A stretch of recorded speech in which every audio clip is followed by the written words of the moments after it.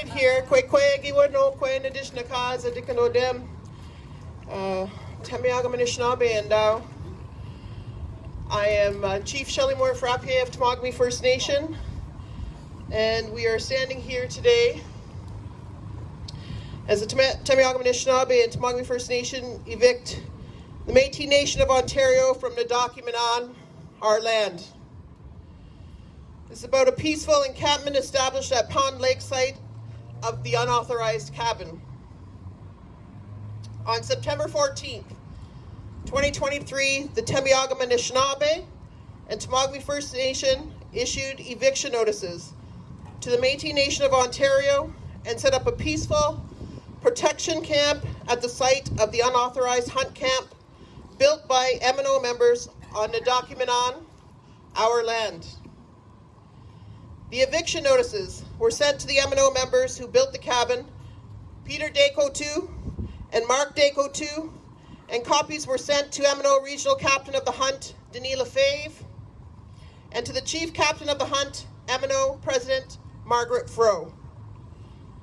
The eviction notice states that the MNO members have no Indigenous rights within the Metis and no right to occupy the cabin constructed at Pond Lake. Metis is the recognized homeland of the Teme-Augama Anishnabai. We are the only Indigenous people of Metis and the only bearer of inherent rights.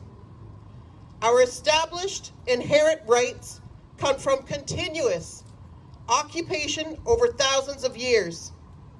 These are recognized facts. By contrast, the MNO was created in 1993 as an Ontario corporation and looks to the Government of Canada and Ontario for recognition. This is our land, and the MNO has no business building cabin and hunting on our land.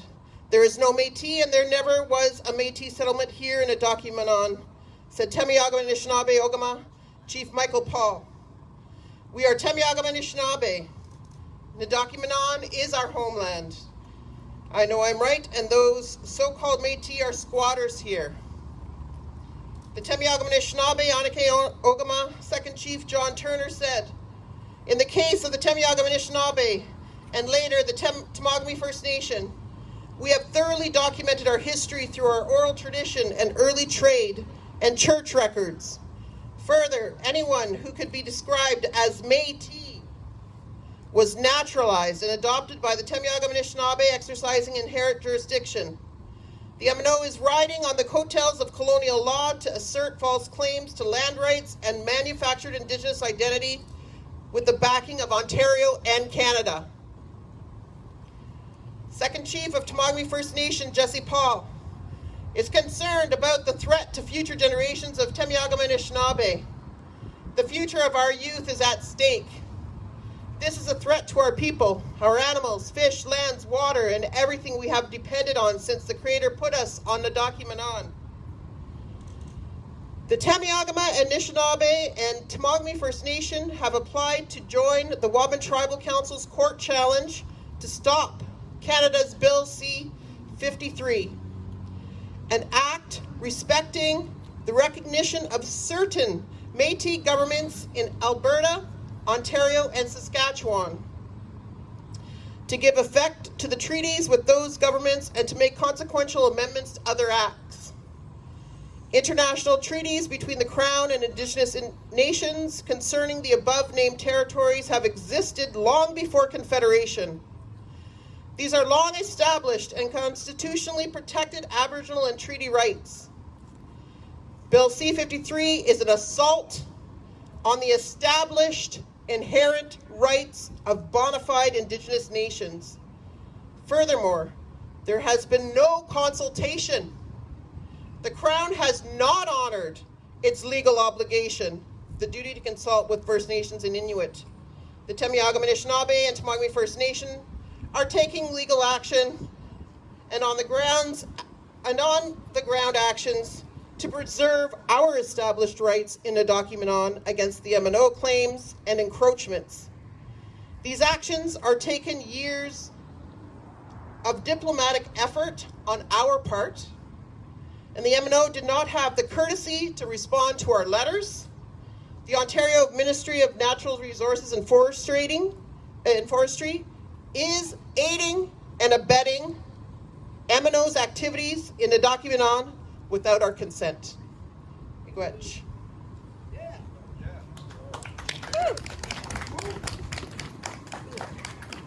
Good, Shelley. Yes, it's Michael Paul, Chief of Teme-Augama, Anishnabai. I don't believe that the Ontario government, the federal government, have the right to give title to Teme-Augama to the Metis Nation of Ontario. We have been in a struggle for justice since 1888. It's documented that we've tried to get reserve on the mainland. How the MNR or the federal government can do this is beyond me. We have been trying to negotiate with them. The MNO was established in 1993, I believe. We were the first people of the Teme-Augama. It's been noted. We've been there for thousands of years. We have to protect it. We have to look for our future is the Teme-Augama. It's home. It's been there forever.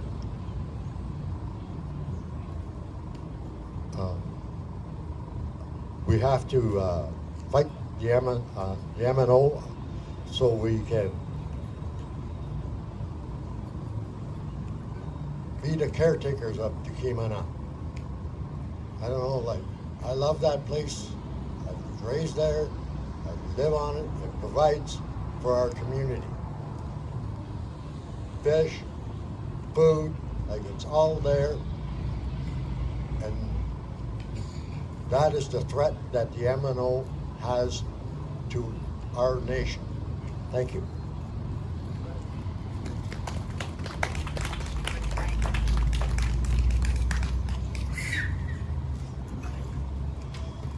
Miigwech. Ugama.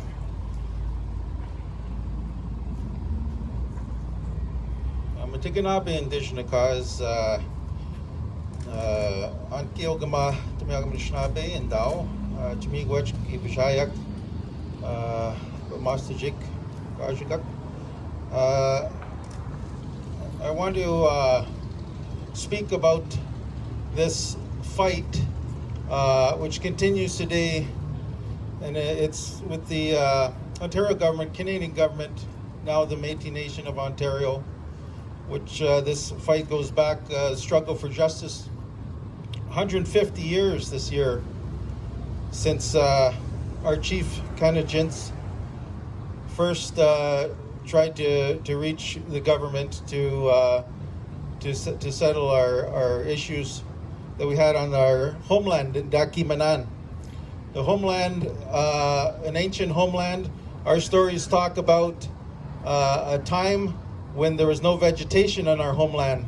Going back 7,000 years, this is when the end of the last ice age, the ice pulled out. And our homeland is the height of land. The first land to come out on the north shore of what was a massive lake where the Great Lakes are today. But, our people, Teme-Augama Anishnabai, trying to reach the crown for years. And in 1907, they divided our people.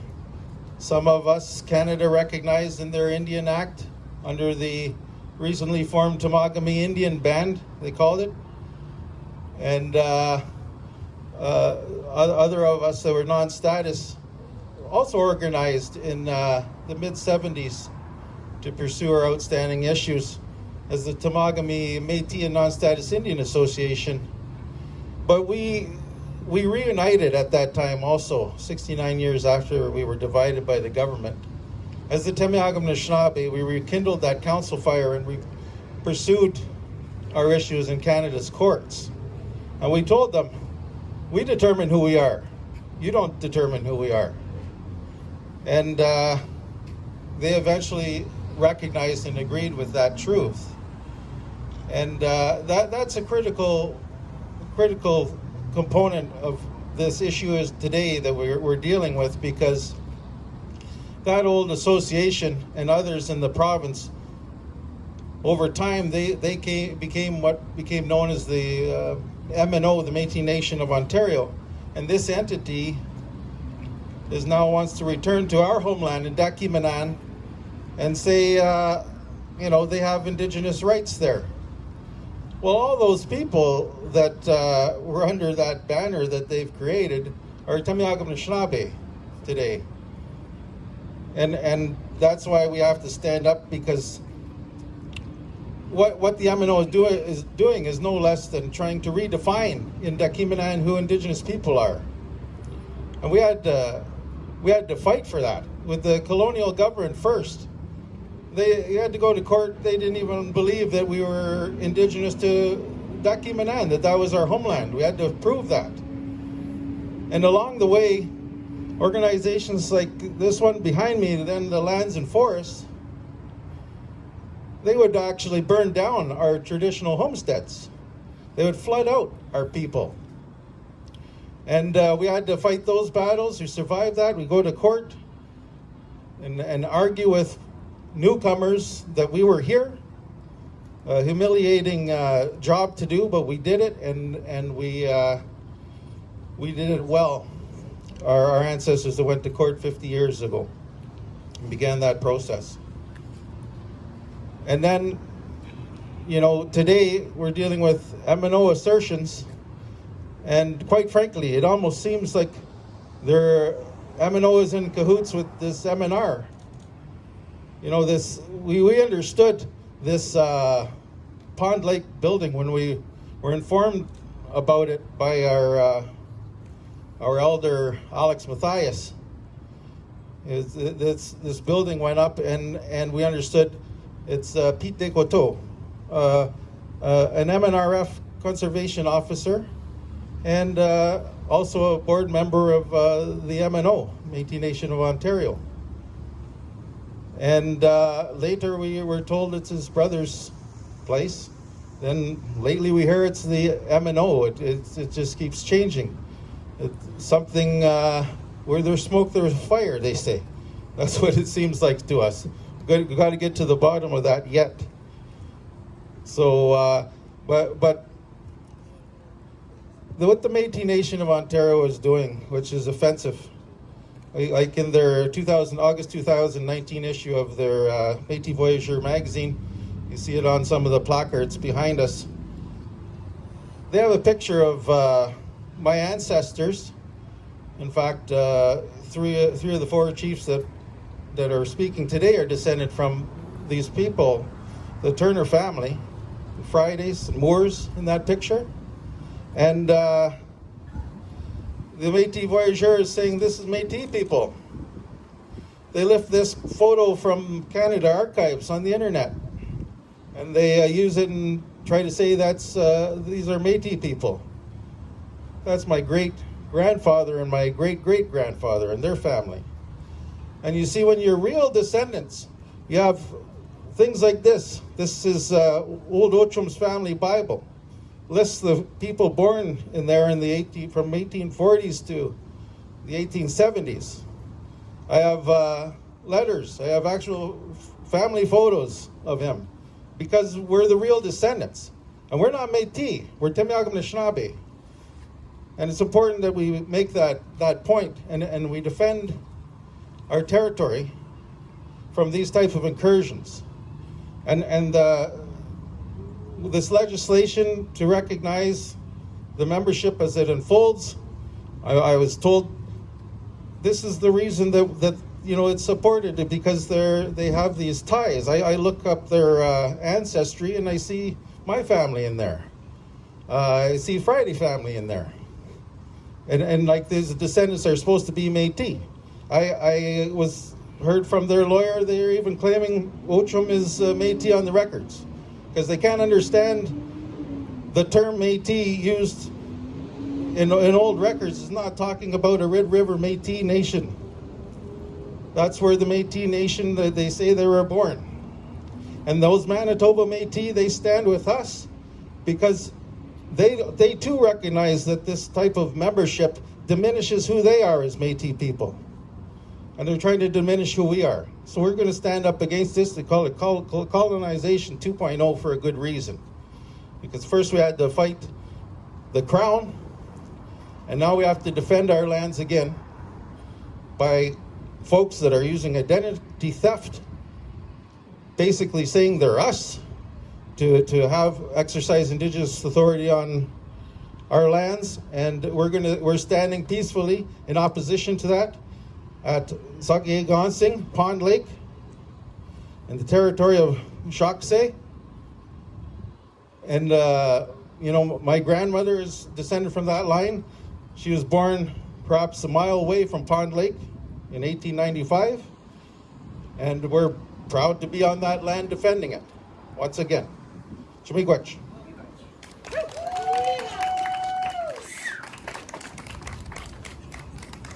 Quick not bonjour. My name is Jesse Paul, Temagami First Nation, Second Chief. I wasn't going to speak today, but I got to say something. And I know that we have to preserve something, and I know that I always grew up knowing that I was Teme-Augama and Anishnabai, as we all are all here today. I know it's a small crowd, but usually it starts off small and it gets bigger in the end. Not the end, beginning, because there's no end. And we got to do something. And that's our land, that's our home. And yeah, and there's no Métis Nation in our territory. If they're coming in there, they have to come in there to dismantle the cabin. That's the only thing I believe that they should do, because the eviction notice has been signed by TFN Chief Shelley Moore and Michael Paul.